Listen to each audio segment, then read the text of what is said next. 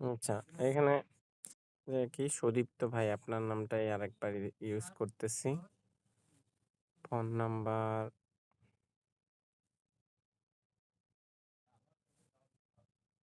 দিলাম। হুম। ডিরেক্ট আমরা পরীক্ষার মধ্যে ঢুকে গেছি। ঠিক এভাবে করেই এক্সামটা মানে সলভ ক্লাসটা করব, প্রশ্নের আনসার দিব। আচ্ছা, ১ নাম্বারটা কেউ পড়েন প্রশ্নটা।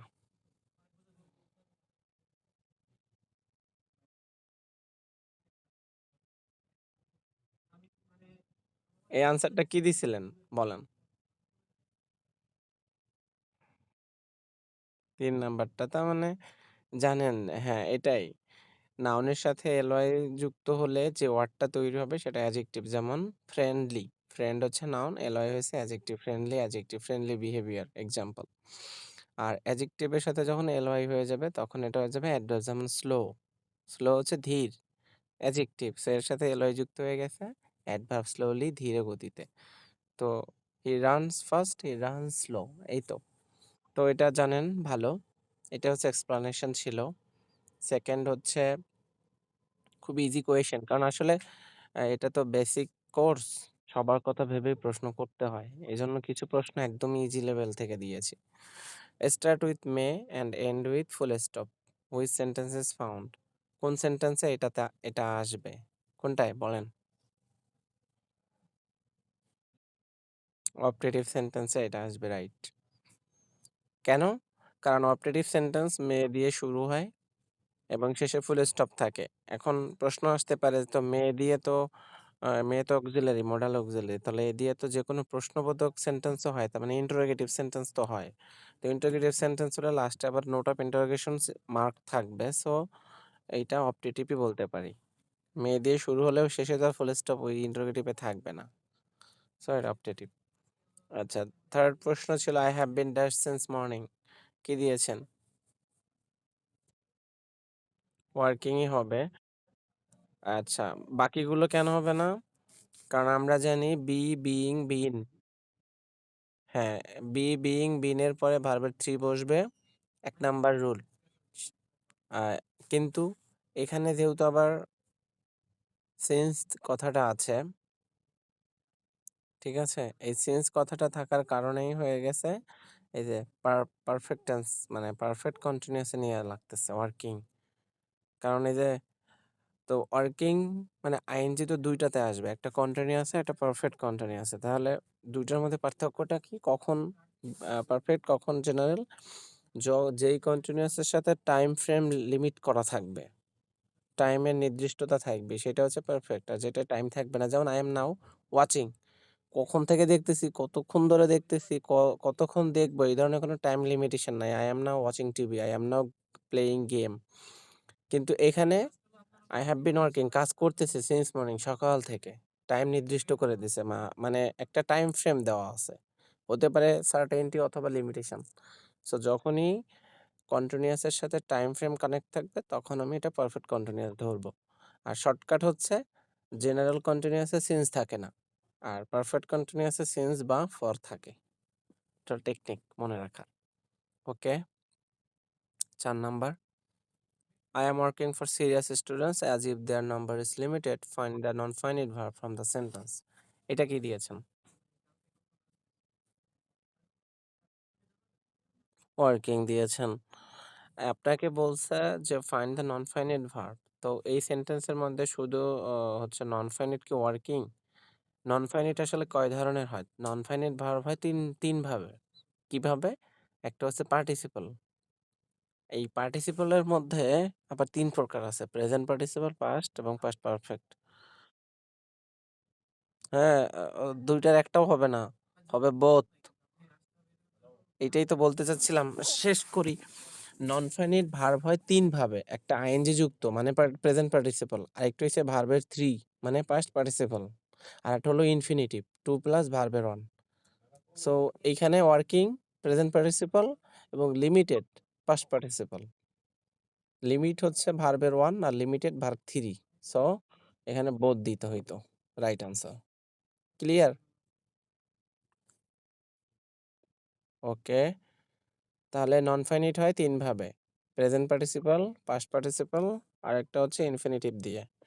ওকে, আরো একটা হয় past perfect participle, having plus verb three. ওইটার নিয়ম, ওইটার ইউজেস খুব কম, ওই জন্য এটা খুব একটা বলা হয় না। আচ্ছা, 5 নাম্বারটা পড়েন আপনি।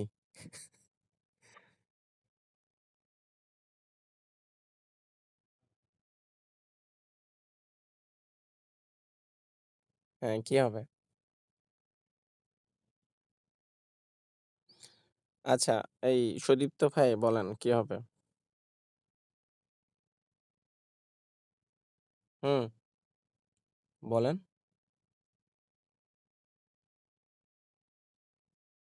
আচ্ছা, ট্রান্সফরমেশন অফ সেন্টেন্সের ক্লাসটা মনে হয় আপনি খেয়াল করেন নাই। ওই সেন্টেন্সে আমি অবশ্যই এটা বলেছিলাম যে কমপ্লেক্স সেন্টেন্সের রিকোয়ারমেন্ট ফিল আপ করার জন্য ডাবল সাবজেক্ট ডাবল ভার্ব লাগবে, এবং ওই ডাবল সাবজেক্ট ডাবল ভার্ব অবশ্যই ফাইনিট হতে হবে, মিনিমাম একটা করে উভয় পাশে। নন ফাইনিট একাধিক করা যাবে, সমস্যা নেই। তো এই ক্ষেত্রে সিনিকদা গোস টু মার্কেট, এটা প্রিন্সিপাল ক্লজ। প্রিন্সিপাল ক্লজ চেনার উপায় কি? এই ক্লোজের মধ্যে সাবজেক্ট ভার্ব অবজেক্ট সবই থাকবে। এরপরে কি? So that she dash are preferred product. So that এর পরের অংশটা হচ্ছে সাবঅর্ডিনেট ক্লোজ। তো এই সাবঅর্ডিনেট ক্লোজেও ডাবল সাবজেক্ট ডাবল ভার্ব লাগবে। সো প্রেফার্ড আছে, প্রেফার এটা তো অ্যাডজেক্টিভ হিসেবে এটা ধরা যাবে না। সো এখানে ভার্ব নিতে হবে এই অপশন থেকে। কি অপশনে আছে? কি পার্সেস। তাহলে আমি যদি পার্সেস নেই, তাহলে আমার হচ্ছে সেন্টেন্স কমপ্লিট হয়। She purchase her. পার্সেস তো ভার্ব অন দেয়া যাবে না, third person singular number she, তাই দিতে হবে পার্সেসেস। ৩ নাম্বার অপশনটা দেয়া লাগতো। মানে এটা দিলে সেন্টেন্সের মিনিং হয়, কিন্তু গ্রামাটিক্যালি মিস্টেক হয়ে যায়। গ্রামাটিক্যালি মিস্টেক কি? যখন সেন্টেন্সের মধ্যে সো দ্যাট বা ইন অর্ডার দ্যাট থাকবে, বিশেষ করে কমপ্লেক্স সেন্টেন্সে, তখন এটার একটা এক্সপ্রেশন থাকে। কি এক্সপ্রেশন? একটা ক্যাপাবিলিটি, একটা পারপাস, উদ্দেশ্য। আর সেটা 100% মানে এক্সপ্রেস করার জন্য ক্যান অথবা মে মোডাল অক্সিলারি ইউজ করতে হয়। তার মানে এখানে ক্যান পার্সেস দিতে হবে রাইট আনসার। কেন ক্যান দিতে হবে? ক্যান না দিলে কেন হবে না? কারণ স্নিগ্ধা গোস টু মার্কেট, বাজারে গিয়েছিল, সো দ্যাট যাতে সে তার পছন্দের প্রোডাক্টটা কিনতে পারে। এই যে কিনতে, অ্যাবিলিটি ক্যাপাবিলিটি বোঝাচ্ছে, অ্যাভেলেবিলিটি বোঝাচ্ছে। এই কিনতে পারা, সামর্থ্য, ক্যাপাবিলিটি, এই জিনিসগুলো মোডাল অক্সিলারি ক্যান মে দিয়ে বোঝায়। যে এই ক্যান মে ছাড়া এটা বোঝা যায়, যেমন I can do the work, আমি কাজটি করতে পারি, আর আই ডু দ্য ওয়ার্ক, কাজটি করি। একটা হলো করি, একটা করতে পারি। যখনই অ্যাবিলিটি, ক্যাপাবিলিটি, ক্যাপাসিটি, অ্যাভেলেবিলিটি এই ধরনের কোনো কিছু বোঝাবে, তখন মেইন ভার্বের পিছনে মডাল অক্সিলারি প্রেজেন্টের ক্ষেত্রে মে অথবা ক্যান, পাস্টের ক্ষেত্রে মাইট অথবা কুড বসাইতে হবে এক্সট্রা। তাহলে এটা right answer can parses. Clear তো? ওকে।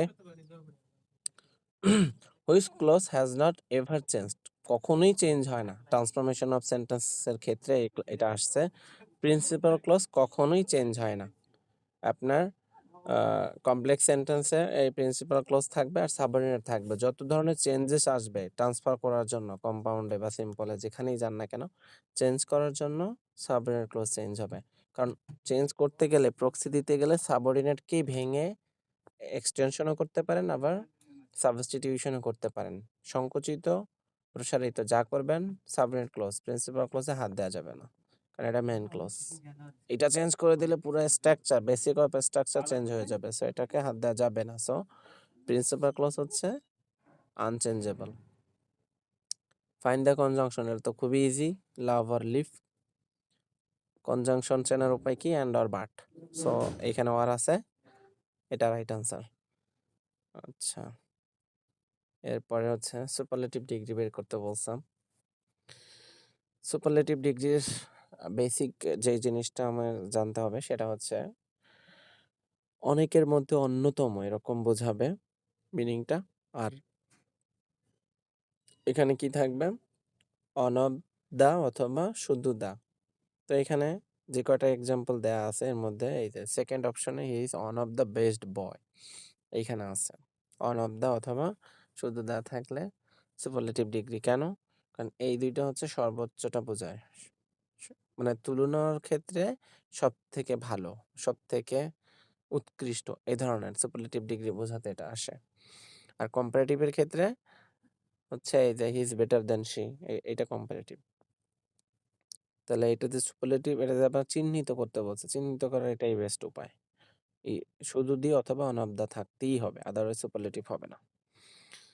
পরের প্রশ্নের ব্যাখ্যা, হুইচ অপশন ডাস, এটা একটা সিমিলার ওয়ার্ড দিয়েছিলাম আমি 10টা 10টা 20টা করে, সরি 10টা সিনোনিম দিয়েছিলাম আমার ক্লাসের শেষে, আর আরেকটা দিয়েছিলাম 10টা স্পেলিং, সেখান থেকে দিয়েছি ব্রোকেন, ভাঙা। ভাঙার সাথে সব থেকে ভালো ম্যাচ করে এক্সপ্রেশনের কোনটা? কে কি দিয়েছিলেন?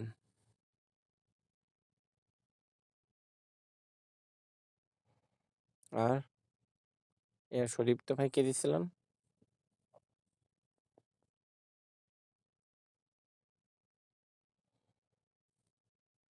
আচ্ছা যাই হোক, আমি বলি। ভাঙার মধ্যে এখানে একটু ব্যাখ্যা আছে। ব্যাখ্যাটা হলো যে এই জিনিসটা দৃশ্যমান, ভেঙে গেছে, দেখতে পারতেছেন। যেমন হাত থেকে গ্লাসটা পরে ভেঙে গেছে, কয়েক টুকরো হয়ে গেছে, এটা যে ভাঙছে সেটা আপনি দেখতে পাইছেন, ভিজিবল। এক কথায় ভিজুয়ালাইজেশন যেটার মধ্যে পাবেন সেইটাতে ভাঙা, ব্রেক অথবা ব্রিটেল, ভঙ্গুর, সহজে ভেঙে যায়। আর যেগুলো হচ্ছে মানে দৃশ্যমান না, যেমন অ্যাবস্ট্রাক্ট কনসেপ্ট, যেমন রিলেশনশিপ, ম্যারেজ, যেগুলো হচ্ছে দৃশ্যমান না, বোঝার বিষয়, রিয়েলাইজ করার বিষয়, সেগুলোর ক্ষেত্রে সেপারেট আসবে।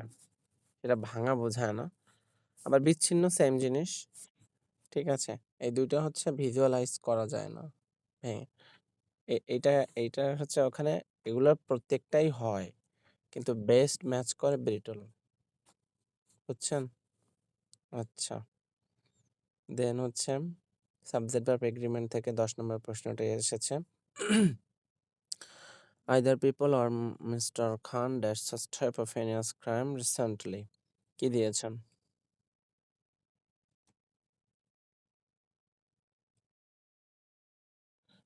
আচ্ছা, এক্সপ্লানেশন কি, কেন দিয়েছেন, অন্যগুলো হয়নি কেন?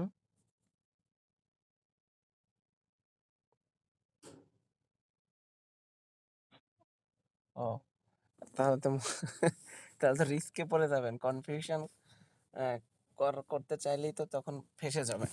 টেকনিকটা হলো, কোঅর্ডিনেট কনজাংশন আছে কিছু, আইদার অর, নাইদার নর, নট অনলি বাট অলসো, শুধু আর, শুধু নর, শুধু নট বাট, এরকম এই ধরনের কোঅর্ডিনেটর, এগুলো হচ্ছে কম্পাউন্ড সেন্টেন্সেও আসে, আবার সরি কমপ্লেক্স সেন্টেন্সে আসে।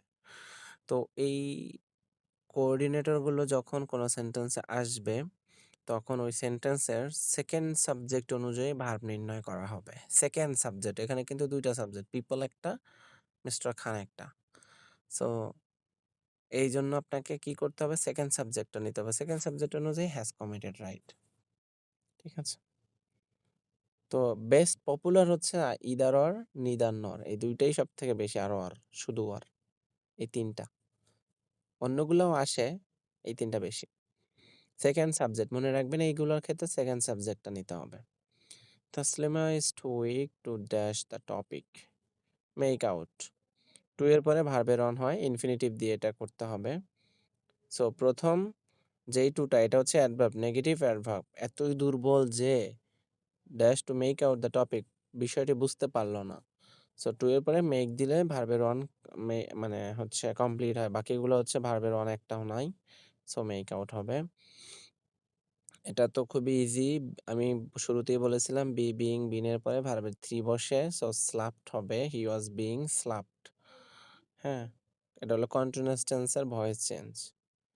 তারপরে নীলা হ্যাজ অলরেডি ড্যাশ সুইসাইড, কি হবে, কমিটেড, কারণ অলরেডি কোনো সেন্টেন্সে থাকলে সেটা হচ্ছে প্রেজেন্ট পারফেক্ট টেন্সে হয়।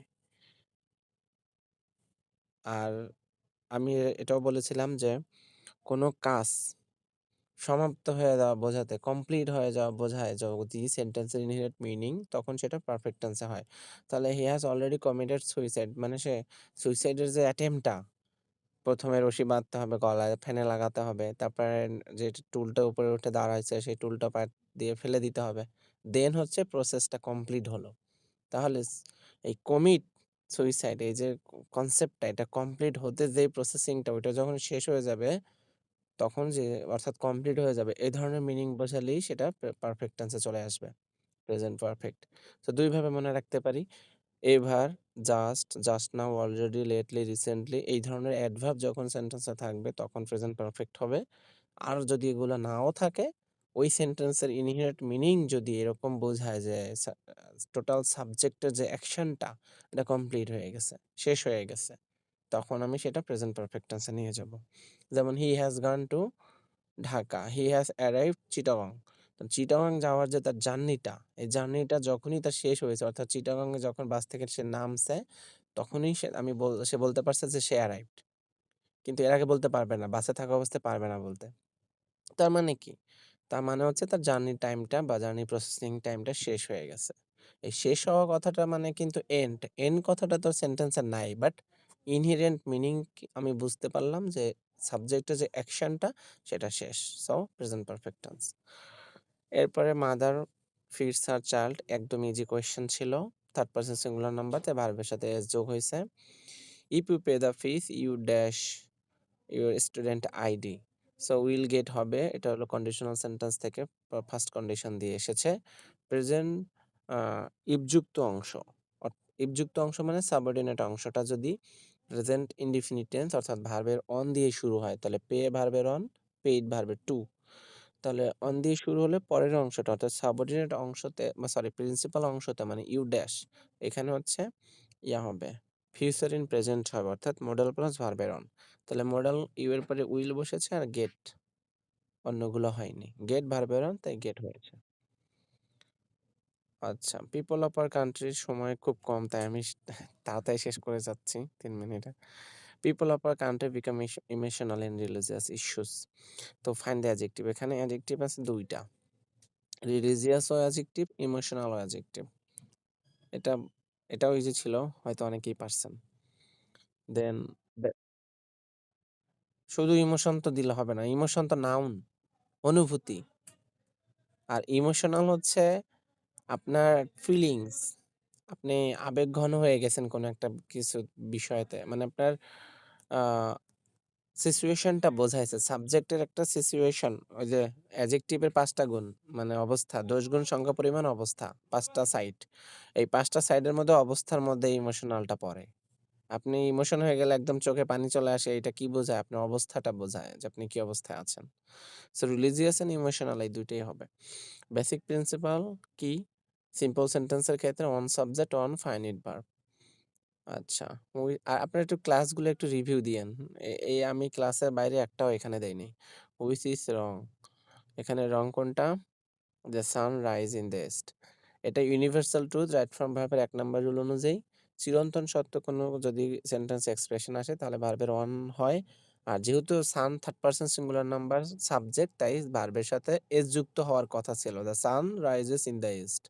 সো এস নাই তাই এটা রং। আচ্ছা, হুইচ ইজ রাইট, এখানে কোনটা সঠিক? এখানে সঠিক ডু অর ডাই। হ্যাঁ, বাকিগুলো না কেন? অনেকে ভুল করেছেন, গো টু হোম দিয়েছেন। গো হোম হচ্ছে একটা অ্যাডভার্ব, আর অ্যাডভার্বের পেছনে প্রিপোজিশন হয় না, প্রিপোজিশনে নাউনের পেছনে, প্রোনাউনের পেছনে। সো গো টু হোম হবে না, all time home go home হবে। কিন্তু হাউস দিলে আবার ঠিক আছে, কারণ হাউস তো নাউন, সেই জন্য go to house. Okay, then non finite is made in dash way. 4s দিবেন বা 3o দিলেও হবে, সমস্যা নেই। বেসিক্যালি 3টাই। আর ওই যে পারফেক্ট পার্টিসিপল দিয়েও করা যায়, সো ওটার ইউজেস কম, সো 3 দিলেই আমি অ্যাকসেপ্ট করব। What type of verb comes after being been, এটাও আমি বলেছি ভার্ব 3 এর পরে, অর্থাৎ বি বিং বিন এর পরে ভার্বের 3 বসে, এগুলো ভয়েস চেঞ্জের ক্ষেত্রে আসে। 2 and 2 makes 4, এখানে হচ্ছে এটা 2 বা 2 এর অধিক সাবজেক্ট থাকলেও এটা হচ্ছে ম্যাথমেটিক্যাল ফাংশন বোঝাচ্ছে, 2 এ 2 এ 4 হয়। সো প্রেজেন্ট ইনডিফিনিট টেন্স হবে মেক্স। তারপর which is used in optative sentence, এই যে উইশড, ন্যারেশন করার জন্য অপটেটিভ সেন্টেন্সে আর রিপোর্টিং ভার্বটা উইশড হয়। Which is not a be verb, be verb কি? শ্যাল উইল ক্যান মে, কারণ এগুলো modal auxiliary. Every husband is slightly extremely dominated by his wife, by হবে অবশ্যই, এটা ভয়েস চেঞ্জের ক্ষেত্রে প্রিপোজিশন বাই লাগে। মার্ক দ্য রং স্পেলিং, ভুল কোনটা? ক্যাটাস্ট্রফি। এটা রাইট স্পেলিং হচ্ছে পিএইচ এর পরে ই হবে শুধু। এটা খেয়াল করতে হবে। আর repeat is fired, it is burned. এটা হলো জিরো কন্ডিশন। কন্ডিশনাল সেন্টেন্সের মধ্যে যে 4 ধরনের প্রকারভেদ আছে তার মধ্যে এটা ফার্স্ট, মানে জিরো কন্ডিশন। এইটার ব্যাখ্যাটা দিতে গেলে টাইম তো শেষ। সাবমিট হয়ে গেছে অটোমেটিক্যালি। তো আপনারা এইখানে এভাবে দেখানোর উদ্দেশ্য হচ্ছে অনলাইনে এক্সাম দিতে অনেকেই হচ্ছে ইউজ টু না। সো আপনাদের যেই টাইম ফ্রেমটা দেওয়া আছে ওই টাইম ফ্রেমের মধ্যে আপনারা সাবমিট করতে না পারলে ঠিক এভাবে সাবমিটেড হয়ে যাবে অটোমেটিক্যালি। এতে ভয় পাওয়ার কিছু নাই যে মনে করছেন হ্যাঁ আমি তো সাবমিট করতে পারলাম না, তাহলে কি সব বাদ হয়ে গেল? বাদ হয় নাই, অটোমেটিক্যালি সাবমিট হয়ে গেছে। আচ্ছা, লাস্ট যেই জায়গাটাতে ছিলাম ওইটা হচ্ছে জিরো কন্ডিশন। মানে হচ্ছে আপনার ওটার ব্যাখ্যাটা হলো যে কন্ডিশনাল সেন্টেন্স বেসিক্যালি ৩ ধরনের। তো ফার্স্ট, সেকেন্ড, থার্ড। সো ১ম ৩ টা কন্ডিশনের রেজাল্ট পাইতে একটু সময় নিতে হয়, অর্থাৎ ফিউচারে দেয় রেজাল্টটা। কিন্তু জিরো কন্ডিশনের রেজাল্টটা ইনস্ট্যান্ট। আপনি যদি লাইটের সুইচ প্রেস করেন সাথে সাথেই লাইটটা জ্বলে উঠবে। ফ্যানের সুইচে প্রেস করেন সাথে সাথেই জ্বলে উঠবে। মোমবাতি জ্বালান সাথে সাথেই মোমটা জ্বলতে থাকবে। এই ধরনের ইনস্ট্যান্ট রেজাল্ট যেটা আসে এটাকে জিরো কন্ডিশন বলা হয়। আর যেই বাকি যে ৩ টা আছে ওই কন্ডিশনের রেজাল্টটা আসে একটু সময় নেয়। ১ সেকেন্ড হলেও সময় নিবে বা ফিউচারে হয়। যেমন আ যেমন আপনি আমাকে যদি ৳৫,০০০ দেন, আমি আপনার কাজটা করে দিব। তাহলে করে দিতে আমাকে হয়তো ২ মিনিট ৫ মিনিট সময় লাগতেছে। তার মানে কি কন্ডিশন, ওটাও কন্ডিশনাল, বাট ওই রেজাল্টটা ওই পারফরম্যান্সটা ইন ফিউচারে হচ্ছে। আর জিরো কন্ডিশনের পারফরম্যান্সটা ইনস্ট্যান্ট হচ্ছে। তাই ওইটা ইট ইজ বার্নড হইছে। ওটা ভয়েস চেঞ্জ করে দেওয়া আছে তো, তাই ইট ইজ বার্ন দেয়া। উইল বার্ন হয়নি। আচ্ছা, এই ছিল মানে আজকের সলভ ক্লাস। তো আসলে এখন আমি আপনাদের থেকে একটু শুনবো যে কেমন কিভাবে আগাতে পারি, আরো ভালো করতে পারি আপনাদের প্রত্যাশা অনুযায়ী। বলেন।